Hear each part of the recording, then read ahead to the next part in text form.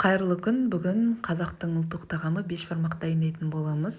Езілмейтін бешбармаққа арналған қамырды қалай илеу керек және де оны жаю техникаларын барлығын сіздерге айтатын боламын.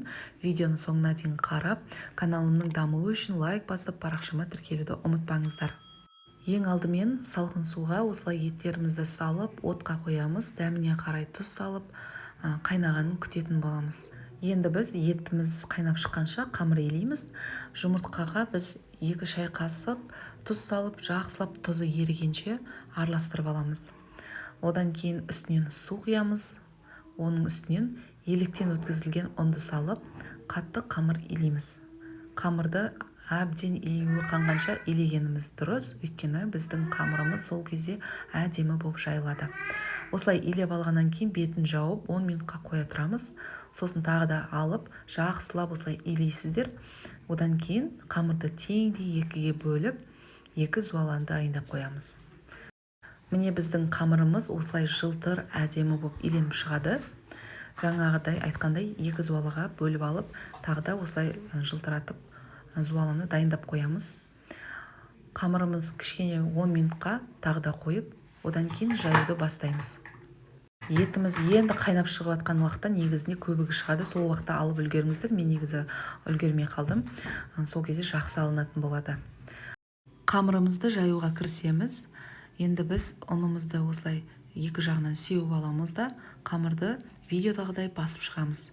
Көп қыз-келіншектердің қателігі осы домалақ күйінде бірден оқтауды үстіне басып шығады.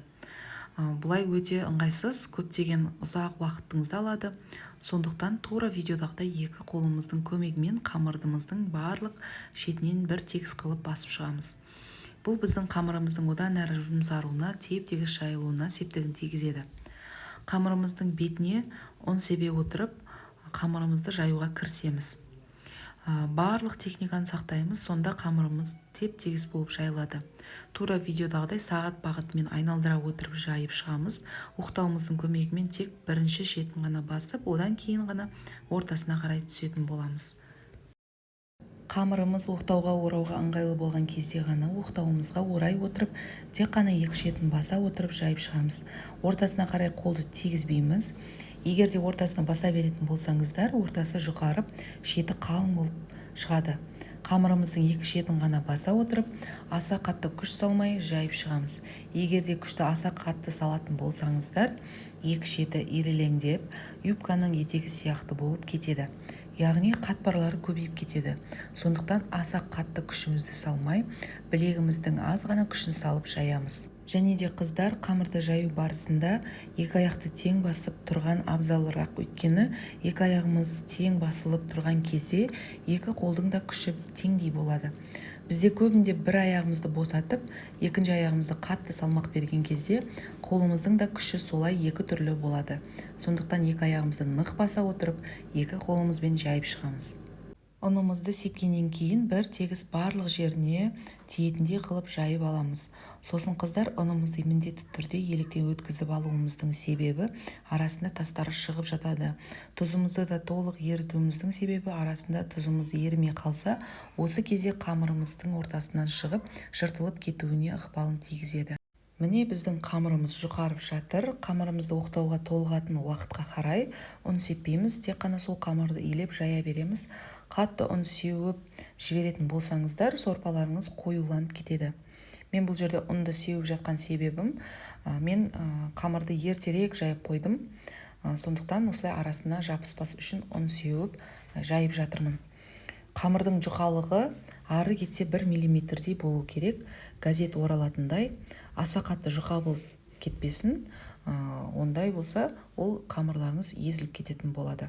Міне осылай видеодағыдай бөліктерге бөліп қамырымызды дайындап алдық. Міне өте әдемі, теп-тегіс, өте керемет болып жайылды. Сіздерде осы әдістерді, техникаларды сақтай отырып жайсаңыздар, қамырларыңыз керемет болып жайылып шығады. Міндетті түрде осы техникаларды сақтаңыздар. Сорпамызға әдемі дәм беру үшін пияз және де тұздығымыз үшін осындай қызанақ салсаңыздар болады. Және де сәбіз картоптарыңызды салып пісіруімізге болады. Сәбіз картопты еттің пісуіне жарты сағат қалған кезде салуға да болады. тұздығымызды дайындаймыз. Ол үшін бізге бір пияз қажет болады. Пияз ұнатпайтын жандар мүмкін пиязды қоспай да жатады. Бізге пияз ұнайды, сондықтан осылай видеода жоқалап турап аламыз да еттің қайнағаннан кейінгі майын құйып орташа отта пиязды жұмсарғанша қайнатамыз. Оның үстінен дәм беру үшін біз осы жаңағы салған қызанағымызды осылай қызарту үшін осылай бетіне езіп шығамыз. Сол кезде біздің тұздығымыз қып-қызыл әдемі болып шығады. Енді қатты отта қайнап тұрған сорпаға жайып алған қамырларымыздың барлығын салатын боламыз. Қамырды салған кезде арасында оның арасы жабыспас үшін осылай ожаумен қозғап тұрғандарыңыз дұрыс. Енді бетін жауып кішкене қайнағанын күтеміз. Міне біздің тұздығымыз дайын. Қараңыздар, өте керемет болып шықты. Тұздықтың майынан осындай өзіміздің тамағымызды салатын ыдысымызға кішкене майымызды құйсақ, қамырымыз түбі әдемі болып түсетін болады. Міне біз қамырымыз қайнады. Қайнаған кезде бетін ашасыздар. Және піскен уақытында қолмен осылай кесіп көрсеңіздер болады, немесе қамырдың ортасы қайнап жатқан кезде ортаға түседі, сол уақытта да піскенін білдіреді. Қамырларымызды ыдысымызға саламыз осындай. Оның бетінен жаңағыдай дайындап қойған тұздығымызды құйып, ары қарай ет, картоп және сәбіздерімізді бетіне қойып, тамағымызды дайындап шығатын боламыз. Міне осымен біздің бешбармақ тағамымыз дайын. Міндетті түрде жасап көріңіздер. Өте дәмді, оп-оңай жасалынатын тағам. Сіздермен болған Нағима. Видеоның соңына дейін көргендеріңізге үлкен рахмет.